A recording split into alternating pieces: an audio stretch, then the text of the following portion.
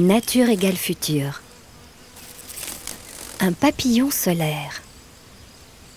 Il existe dans la nature plus de 100 000 espèces de papillons et on pense à tort que cet insecte est très fragile.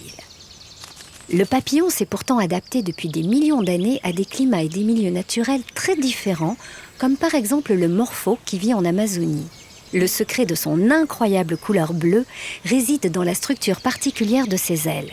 Cette structure naturelle lui confère de nombreuses autres propriétés qui sont étudiées par une science récente, la photonique.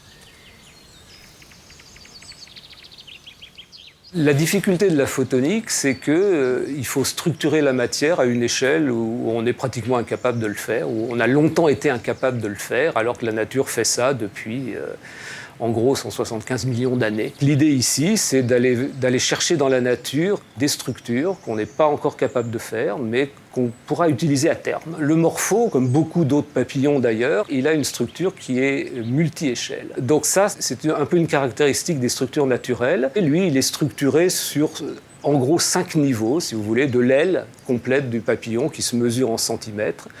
Sur l'aile, il y a des écailles qui se mesurent en centaines de microns.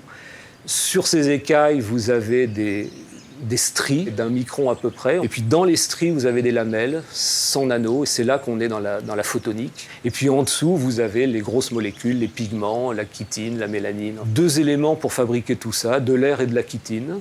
Et dans l'air et la chitine, 4 éléments fondamentaux. Toujours les mêmes, oxygène, carbone, azote, hydrogène, c'est tout. Et avec tout ça, à cause de cette structure, eh bien, on fait de l'optique, de la mécanique, de la thermique. On fait toute la physique avec 3 fois rien, au prix de la complexité. Nous, quand il dépasse 40 degrés, on est mal, mais rien de mortel dans tout ça. Ces animaux-là, si leur température dépasse les 40 degrés parce qu'ils absorbent trop, ils n'ont pas tellement de solutions. Donc ils ont développé une stratégie qui est due à la chitine en particulier. Dès qu'elle est trop chaude, eh bien, elle se met à émettre dans l'infrarouge plus que ne le ferait un autre élément. Donc en fait, c'est absolument extraordinaire. Dès que le papillon est très chaud, il se met à rayonner de l'infrarouge et donc sa température baisse. Et dès que la température baisse, il redevient absorbeur et donc la température monte. Il arrive à se stabiliser à la bonne température qui pour eux est aux alentours de 40 degrés. Donc une auto-stabilisation, si vous voulez, qui est le rêve de tout ingénieur.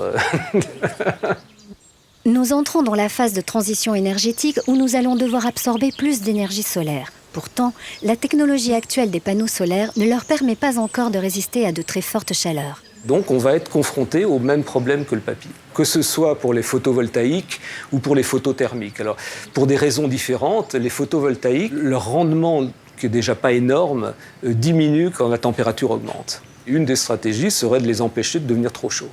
Et donc, par exemple, qu'ils se mettent à rayonner dès qu'ils atteignent une certaine température optimale. Dès qu'ils refroidissent, ils redeviennent plus absorbeurs. Dans une autre gamme de températures, il ne s'agira pas que les capteurs s'arrêtent à 40 degrés, mais le même processus va se produire à 100 degrés ou 200. Les morphos, ils ont des choses à nous apprendre sur la façon de gérer ça tout seul, sans intervention extérieure. C'est une stratégie nouvelle qu'on a trouvée là. Indépendamment du matériau ou de la structure, à nous de l'adapter aux températures des capteurs. Mais l'idée est là. Donc, vous voyez, il n'y a pas que l'application pratique, il y a la stratégie. Le morpho, comme d'autres papillons, a développé des stratégies dont les applications sont multiples.